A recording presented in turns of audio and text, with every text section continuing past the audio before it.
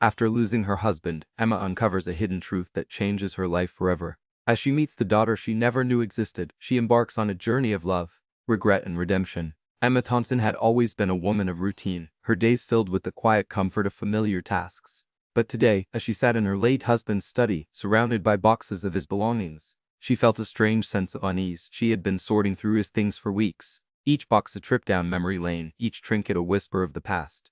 But this box, tucked away in the back of the closet, was different. It was sealed with a layer of dust, as if it had been untouched for years. With a deep breath, she slipped the blade of a letter opener underneath the tape and lifted the lid. Inside, she found a collection of letters, their envelopes yellowed with age. The handwriting was unfamiliar, but the name on the return address sent a jolt of shock through her body. She knew that name. It was the name of her husband's former colleague, the one he had always spoken of with a mixture of affection and regret.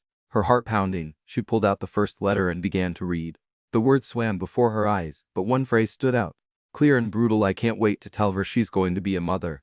Emma's hands trembled as she scanned the pages, each letter painting a picture of a relationship she had never known existed. A relationship that had produced a child she had never known. The room spun around her, and she felt a wave of nausea. How could this be true? How could her husband have kept such a secret from her? She looked at the date on the last letter, her eyes widening as she realized that the child would be 40 years old by now. A soft knock on the door pulled her from her thoughts. Her daughter, Lily, stood in the doorway, her eyes filled with concern. "Mom, are you okay?" she asked, stepping into the room. Emma looked up at her, the letters clutched tightly in her hand.